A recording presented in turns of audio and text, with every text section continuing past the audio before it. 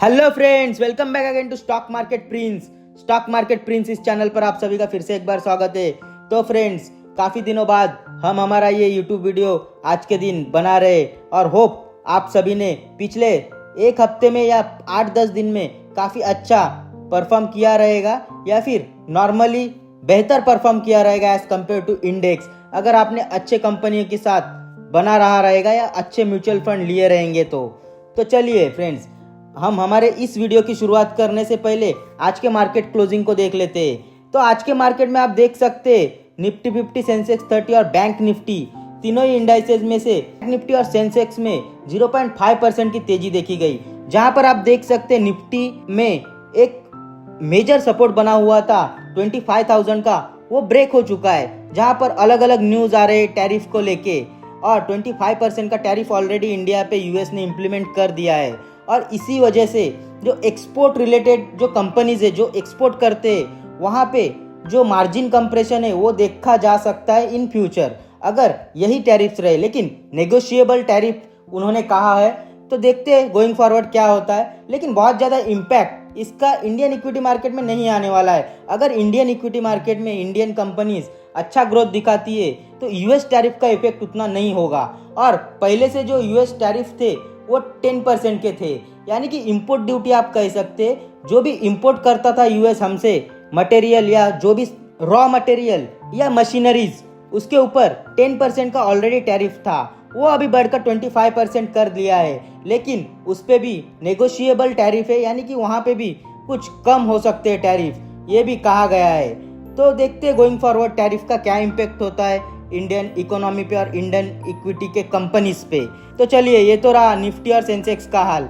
और bank Nifty में आप देख सकते हैं हल्की फुल्की मंदी या फिर स्लाइटली नेगेटिव क्लोजिंग हो चुकी है, जहां पर 0.1% के साथ बैंक निफ्टी आज के दिन डाउन रहा और यहां पर भी थोड़ी बहुत नेगेटिविटी देखी गई। और अगर हम आज के टॉप इंडाइसेस यानी कि टॉप परफॉर्मिंग इंडाइसेस की बात करें तो आप देख सकते हैं Nifty metal, Nifty realty, Nifty auto, Nifty IT, ये सभी इंडाइसेस आज के दिन 1.6 to 2.5% तेज थे। जहां पर इनको टैरिफ के जो लगने का प्रभाव है वो कम दिख रहा है, इसीलिए आज के दिन यहाँ पर खरीदारी हो गई है या फिर एक शॉर्ट कवरिंग आप बोल सकते हैं, जहां पर नेगोशिएबल टैरिफ की बातें चल रही है। इसके बाद वाले सेक्टर से अगर हम बात करें तो आप देख सकते हैं Nifty commodities, Nifty mid cap 100, Nifty consumer durable, Nifty small cap 100, यहाँ पर भी लगभग 1.3 to 1.5% की तेजी देखी गई। इसके बाद Nifty PSU bank, Nifty infra, Nifty consumption, Nifty pharma, यहाँ पर भी 0.6 to 1.3% की तेजी थी। तो ओवरऑल सभी इंडेक्स में तेजी थी। और इसके बाद आप देख सकते हैं Nifty health care, Nifty private bank, यहाँ पर भी 0.2 to 0.6% की तेजी बनी रही। एकमात्र स्लाइटली नेगेटिव या फिर फ्लैट बंद हुए हैं आप देख सकते हैं निफ्टी फाइनेंशियल सर्विसेज और निफ्टी एफएमसीजी, जहां पर थोड़ा सा फ्लैट परफॉर्मेंस रहा या फिर स्लाइटली नेगेटिव परफॉर्मेंस रहा। तो चलिए, ये तो हो गया हमारे आज के बाजार क्लोजिंग की हाल। अगर हम अभी के मार्केट की कंडीशन की बात करें तो स्लाइटली नेगेटिव परफॉर्म कर रहा है इंडियन इक्विटी मार्केट। और इसका मेन कारण आप देख सकते हैं, हमने यहाँ पे दिखाया हुआ है पिछले 10 to 12 ट्रेडिंग सेशन में एफआईआई यानी फॉरेन इन्वेस्टर्स ने कैश में हमेशा ही बिकवाली की है ऑल डे, यानी कि पिछले 10-12 दिन में एक भी बार फॉरेन इन्वेस्टर्स का जो क्लोजिंग का आंकड़ा है वो पॉजिटिव नहीं रहा। डेली फॉरेन इन्वेस्टर्स ने 5,000 करोड़ के आसपास का माल बेचा हुआ है इंडियन इक्विटी मार्केट में। यही कारण है कि यहाँ पर सेंटीमेंट थोड़ा सा नेगेटिव बना हुआ है। लेकिन जैसे जैसे रिजल्ट सीजन अभी खत्म होते जा रहे हैं वैसे वैसे मार्केट भी सेटल हो रहा है। और जहाँ पर रिजल्ट्स अच्छे हैं वहाँ पर कंपनी अच्छा कर रही है, और जहाँ पर रिजल्ट थोड़े से नेगेटिव है या फिर टैरिफ रिलेटेड इशू है कंपनी में, वहाँ पर थोड़ा सा नेगेटिव या फिर थोड़ा सा डाउनवर्ड ट्रेंड बना हुआ है। तो इसीलिए आज हम हमारे यहाँ के डोमेस्टिक कंजप्शन या फिर पेंट कंजप्शन की दो कंपनी को डिस्कस करेंगे। एक काफ़ी स्मॉल कैप कंपनी है और एक सबसे बड़ी देश की पेंट कंपनी है जिसका नाम है एशियन पेंट। तो ये दोनों के रिजल्ट को हम डिस्कस करने वाले हैं और कंपेयर करके देखने वाले हैं कि क्या हो रहा है अभी और स्टॉक के प्राइस कैसे मूव करते हैं। वैसे तो दोनों कंपनी का कोई कंपैरिजन नहीं है, एक एकदम ही स्मॉल कैप या फिर माइक्रो कैप कंपनी है 2000 या 2500 करोड़ की, और सेकेंड एशियन पेंट्स जो कि देश की सबसे लार्जेस्ट पेंट कंपनी है उसका मार्केट कैप लगभग 2,35,000 करोड़ का है। लेकिन फिर भी हम देखेंगे रिजल्ट में क्या कंपैरिजन होता है और एक इन्वेस्टर्स को क्या देखना चाहिए अभी के समय रिजल्ट में। तो स्टार्ट करते एशियन पेंट इस कंपनी के साथ। तो आप देख सकते हैं एशियन पेंट के रिजल्ट अभी फिलहाल आउट हो गए थे और रिजल्ट के बाद कंपनी के चार्ट ने अच्छा खासा ही परफॉर्मेंस किया है, क्योंकि मैनेजमेंट की कमेंट्री थोड़ी अच्छी दिखाई दी इस बार और उन्होंने बॉटम आउट होने के संकेत दिए। यानी कि जो कंपटीशन था एशियन पेंट्स को बिरला ओपस से, वो अभी कहीं ना कहीं जाके सेटल हो रहा है और फिर से एशियन पेंट्स अपने मार्केट शेयर को कमांड करने की बातें कर रहा है। तो देखते हैं गोइंग फॉरवर्ड क्या होता है। लेकिन अगर हम इस कंपनी का ओवरव्यू देखें तो आप देख सकते हैं 2,35,000 करोड़ की कंपनी है, काफ़ी ह्यूज मेगा कंपनी है। लेकिन इसका पी रेशो आप देख सकते हैं 61 का है, यानी कि 61 टाइम्स पी कंपनी को मिला हुआ है मार्केट की तरफ से। और इसके बाद अगर आप रिवेन्यू की बात करें तो आप देख सकते हैं रिवेन्यू में पिछले साल माइनस में ग्रोथ है, 4% नेगेटिव रिवेन्यू ग्रोथ है। और पैट में तो हाल बहुत बुरा है, यहाँ पर 29% के साथ पैट में गिरावट हुई है पिछले साल के कंपैरिजन में। तो चलिए इस क्वार्टर जून क्वार्टर 2025 के रिजल्ट को देख लेते हैं एशियन पेंट्स के। तो आप देख सकते हैं रिवेन्यू यहाँ पर 8,900 करोड़ का रिवेन्यू कंपनी ने जून क्वार्टर में जनरेट किया हुआ है, जो कि पिछले साल भी इतना ही था इस क्वार्टर में। और इसके बाद अगर हम कंपनी का ओपीएम देखें तो ओपीएम में आप देख सकते हैं सुधार हुआ है। पिछले साल भी 18 का था, इस साल भी 18 का है, लेकिन पिछले 2-3 क्वार्टर में ओपीएम गिरा हुआ था, यानी कि प्रॉफिट के मार्जिन हिट हो रहे थे कंपनी के। अभी वो स्टेबल होने की कगार पे आ गया है। इसके बाद अगर हम प्रॉफिट आफ्टर टैक्स की बात करें तो प्रॉफिट आफ्टर टैक्स आप देख सकते हैं इस साल जून क्वार्टर में 1117 करोड़ का प्रॉफिट कंपनी ने जनरेट किया हुआ है, जो कि पिछले साल भी इतना ही था, लगभग 1187 करोड़ का। तो ज़्यादा कुछ हलचल नहीं है रिवेन्यू फ्रंट पे भी, पैट फ्रंट पे भी। लेकिन आप देख सकते हैं रिवेन्यू में जो ग्रोथ है पिछले 3-4-5 क्वार्टर से कंपनी का नेगेटिव ग्रोथ आ रहा है। यही कारण है कि स्टॉक परफॉर्म नहीं कर पा रहा है। इसके बाद अगर हम प्रॉफिट एंड लॉस देखें तो यहाँ पर भी आप देख सकते हैं पिछले 3-4 साल में रिवेन्यू काफ़ी स्टेबल है, 30,000 to 35,000 के आसपास की रिवेन्यू है, रिवेन्यू में कोई ग्रोथ नहीं है। और अगर हम पैट की बात करें यानी कि प्रॉफिट आफ्टर टैक्स की बात करें तो आप देख सकते हैं 3,000 करोड़ का जो प्रॉफिट आफ्टर टैक्स था 2022 में, वही उसके आसपास 3,640 करोड़ का अब तक का पैट कंपनी ने जनरेट किया हुआ है। तो 4 साल में कंपनी ने ज़्यादा कुछ ग्रोथ नहीं दिखाया है और इसीलिए मार्केट इसे रिवॉर्ड भी नहीं दे रहा है और एक ही जगह पे स्टॉक प्राइस खड़ा है। इसके बाद अगर हम बैलेंस शीट की बात करें तो काफ़ी मेगा ह्यूज साइज कंपनी है, कैश जनरेटिंग मशीन है, इसलिए बैलेंस शीट में कोई ज़्यादा बदलाव या बैलेंस शीट में कोई ज़्यादा कमी नहीं है। यहाँ पर रिजर्व भी बढ़ते जा रहे हैं और कंपनी हमेशा एक्सपैंड करते जा रही है। इसके बाद अगर हम कैश फ्लो की बात करें तो कैश फ्लो आप देख सकते हैं ऑपरेटिंग कैश फ्लो पॉजिटिव में है, जो कि काफ़ी बढ़िया चीज़ है। इसके बाद इन्वेस्टिंग भी कंपनी करते जा रही है और कंपनी के जो फाइनेंशियल कैश फ्लो है वो भी कंटिन्यू एक्सपांड करती जा रही है, यानी कि माइनस में, यानी कि कंपनी कुछ ना कुछ नया करते जा रही है। तो यहाँ पर तो बिग कंपनीज को कोई फ्लॉ नहीं है। इसके बाद अगर वैल्यूएशन रेशोज देखें तो आप देख सकते हैं वैल्यूएशन रेशोज में कंपनी का मार्केट कैप पिछले 3 साल में थोड़ा गिरा हुआ है और प्राइस टू अर्निंग जो कंपनी को पहले मिल रहा था और बुल मार्केट में आप देख सकते 2022-21 में 90-95 का पी रेशो मार्केट दे रहा था, वो अभी 60 का हो चुका है। तो रीजनेबली करेक्ट हो चुका है प्राइस टू अर्निंग रेशो। तो ये तो सेल्स नहीं बढ़ रहा है, इसी कारण मार्केट इसको प्राइस टू अर्निंग भी नहीं दे रहा है। इसके बाद अगर आप प्राइस टू बुक देखेंगे तो वो भी ठीक ठाक ही है। इसके बाद अगर हम आगे के रेशोज देखें या फिर प्रॉफिटेबिलिटी रेशोज देखें तो आप देख सकते ओपीएम, कंपनी के ओपीएम घट चुके हैं।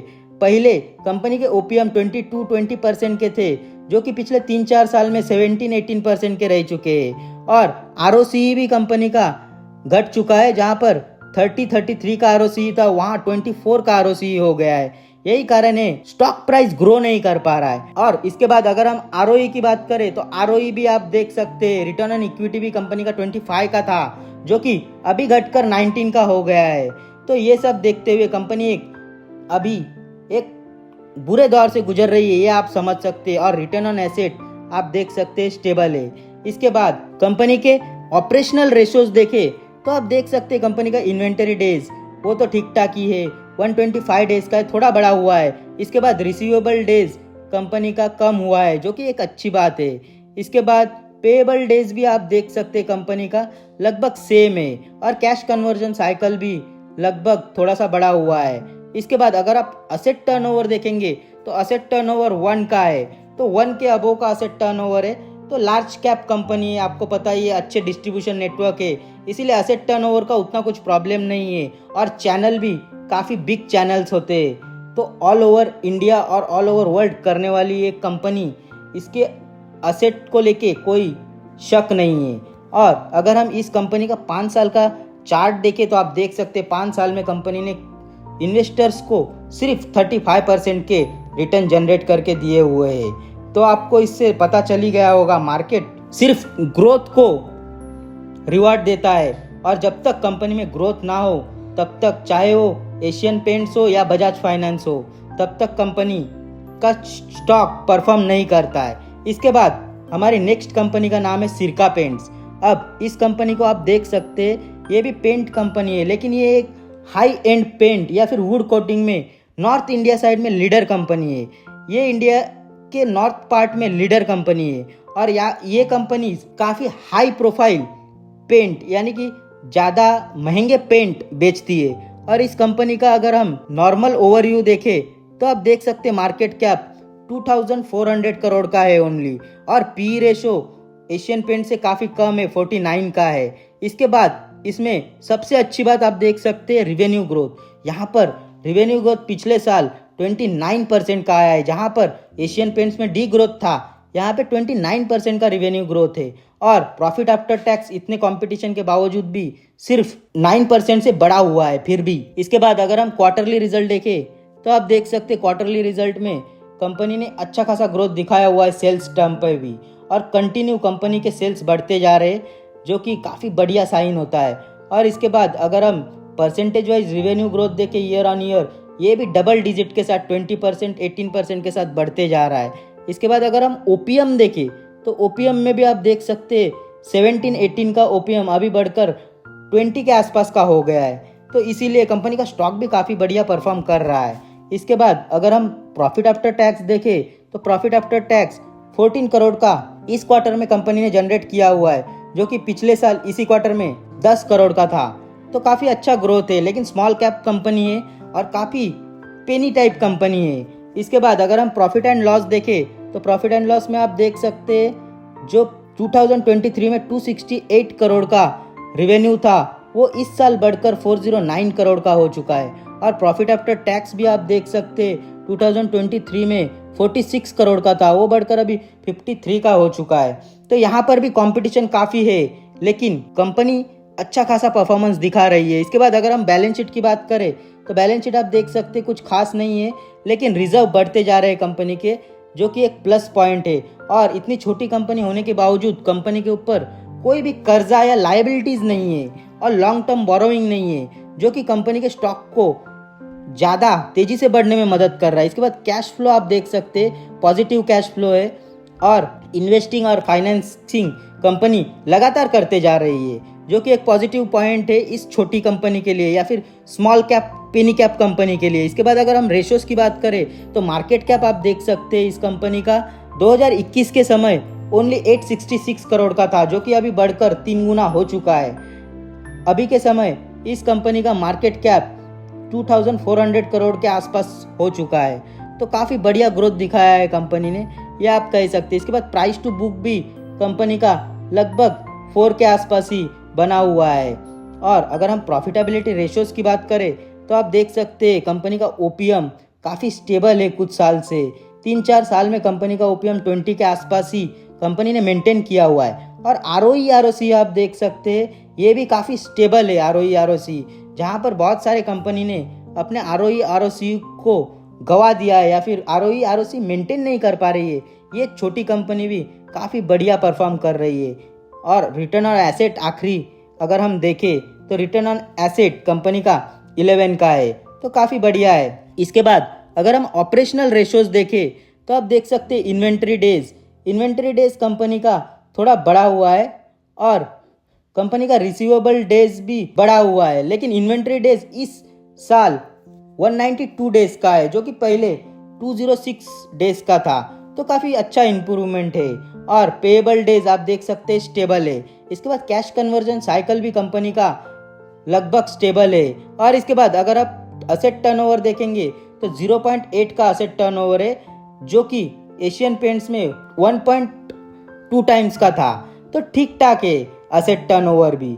तो आप देख सकते हैं इस कंपनी के चार्ट को भी। आप पिछले 5 साल में इस कंपनी ने इन्वेस्टर्स के लगाए हुए अमाउंट को 281% यानी कि 4 गुना के आसपास किया हुआ है। तो आपको इससे समझ में आ गया होगा इन्वेस्टर्स किस तरह के कंपनीज को स्टडी करने के बाद लेते हैं अपने पोर्टफोलियो में, जहां पर अच्छी ग्रोथ हो, अच्छा मैनेजमेंट हो और चार्ट भी काफ़ी अच्छा हो और मैनेजमेंट की गाइडेंस और आउटलुक भी अच्छा हो। ऐसा सेंटिमेंट सेट करे कि वो लेने के लिए मजबूर हो जाए। तो फ्रेंड्स, आपने देखा कि कैसे एक छोटी कंपनी भी एक्सपांड हो सकती है और बड़े कंपनी के कंपटीशन के चलते छोटी कंपनीज को उतना ज़्यादा प्रॉब्लम नहीं होता अगर मैनेजमेंट और उनका जो प्रोडक्ट है वो काफ़ी बढ़िया परफॉर्म कर रहा हो। और अच्छे मैनेजमेंट और अच्छे कमेंट्री के बाद ऐसे स्टॉक को आपने ज़रूर से देखना चाहिए। वैसे तो कोई कंपैरिजन नहीं है, लेकिन फिर भी अगर कोई इन्वेस्टर्स स्टॉक मार्केट में इन्वेस्ट करता है तो ये सब रेशोज देख के वो ऐसे डल मार्केट में भी अच्छा खासा परफॉर्म या फिर अच्छे खासे तरीके से अपने इंडेक्स को या अच्छे लार्ज प्लेयर को भी बीट कर सकते। तो फ्रेंड्स, आशा करता हूँ ये वीडियो आपको सबको अच्छा लगा रहेगा।